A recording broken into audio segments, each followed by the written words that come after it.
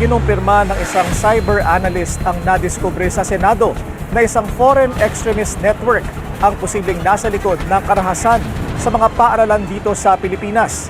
Sumailalim umano sa ilang buwang grooming ang mga binatilyong sospek sa malagim na school shooting sa Tacloban at foiled attack sa Cavite at Laguna. Yan ang exclusive agenda report ni Chet Gatchalian. Nababahala na mga magulang sa sunod-sunod na insidente ng school violence sa nagdaang mga linggo at buwan. Ang lugar na sana'y nakalaan para sa pagkatuto, nahaluan na rin ng takot at pangamba para sa marami. Itinuturing na unang kaso ng mass school shooting sa bansa ang pamamaril ng 2 menor de edad sa San Jose National High School sa Tacloban City noong June 22. 3 estudyante ang napatay habang nasa 20 naman ang nasaktan. Bago't matapos ang insidenteng iyon, may ilang kaso at napigilang plano na ng school violence ang gumimbal sa bansa ngayong taon. Pero ayon sa nakausap ng Billionaire News Channel na open source intelligence analyst, konektado umano nangyari sa Tacloban sa napigilang plano ng pamamaril sa Laguna nitong Marso at sa Cavite nitong nakaraang linggo. Sabi ni Cyber Awareness Founding Director Brett John Morales, base sa kanyang pagkatrack sa accounts ng mga kabataang sangkot sa 3 insidente, posibleng lahat sila nasa isang circle na manipulado ng isang network ng extremists na may foreign operators. Ilan sa pangalan nitong mga grupo ay 764, 1488 at iba pa. They're been groomed. Hindi yan nangyari isang araw or 1 week. Months po yan. Nung nalaman ko yung sa Laguna, so sabi ko at that time, I was really, medyo galit talaga ako at that time kasi alam ko sarili ko na dahil doon, napabayaan, may susunod and then unfortunately nangyari talaga ito sa Tacloban. Target daw ng mga naturang operator ang mga minor de edad na may pinagdaraanan o nag-isolation na nakikilala nila sa online games tulad ng Roblox, Minecraft at Gorebox. Na-trace daw ni Morales na isa sa mga nasali sa bayolenteng grupo ang 15-year-old student na si alias Eman na nasa likod ng umano'y foiled shooting sa Cavite. Actually matagal na siyang nagpa-plot, marami na. Lalo-lalo na yung kailangan lang ng bata is trigger. Galit na galit siya. Siyempre may mga pinagdadaanan, lalo na yung namatay yung grandfather niya.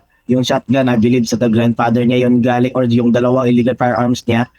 Konektado rin daw si Eman kay 14 years old alias Nash na namaril sa Tacloban. Si Nash, may mga nagko-comment sa kanya. So doon ko na-link yon. May nakita tayo groomer kung saan tinuruan siya na, pinagsabihan siya na na-edit na kita muli sa TikTok. Make sure na delete mo ang Discord mo, the Reddit, Telegram para walang evidence na mahanap. Paglilinaw ni Morales, wala naman mali sa mga laro. Pero ibang usapan na raw kapag naimbita ang mga bata na lumipat sa mga messaging apps.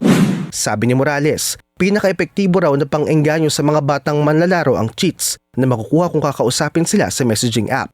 Doon na magsisimula ang engagement hanggang sa magpa-download sa mga bata ng virus na kukuha ng impormasyon na gagamitin daw sa blackmailing. Sa mga parents na nanonood ngayon, wag niyong sigawan, wag niyong saktan yung mga bata. Wag niyong to the point na pigilan sila agad-agad sirain. To trigger po yan. Sa ngayon, sa isang group chat pa lang na napasok ni Morales, nasa 100 posibleng biktima na ang mga members nito. Paano pa kaya sa iba pang group chats at apps? Kinumpirma naman ni CICC Yusek Aboy Paraiso sa BNC na nakausap na niya si Morales at napadala na sa kanya ang ilang mga ulat. Nakita namin yung photos but we have to validate. Sabi ko nga, I'm passing him on do sa PNP ACG kasi whether it's intelligence buying kasi binebenta ata niya or 'di ba parang we need to validate the information. Base naman sa investigasyon ng Cavite Provincial Police Office, may isang motibasyon ng batang si alias Eman sa plano nito. Sabi nga daw po ay gusto niyang gayahin yung nangyari sa Tacloban. Actually, kahapon din po ay nasampahan na po ng demanda yung minor de edad na bata na sangkot sa pananakot. Nasampahan po siya ng paglabag sa Republic Act 10591. Nasa DSWD custody na si alias Eman at nakatakdang dalhin sa isang pasilidad sa Tanay para sa rehabilitation. Ang tanong ngayon, limitado pa rin ba ang usapin sa pagbaba ng mga laro o pagbababa ng edad para sa criminal responsibility o ugatin natin ang problema sa mas malawak na impluwensya sa internet at environment na kinakalakihan ng bawat bata? kailangan ng mas malawak at malalim na pagsusuri at mabilisang tugon dahil buhay at kinabukasan ng bawat kabataan ang nakasalalay sa bawat desisyon. Para sa Agenda, Shed Gatchalian, Billionaire News Channel.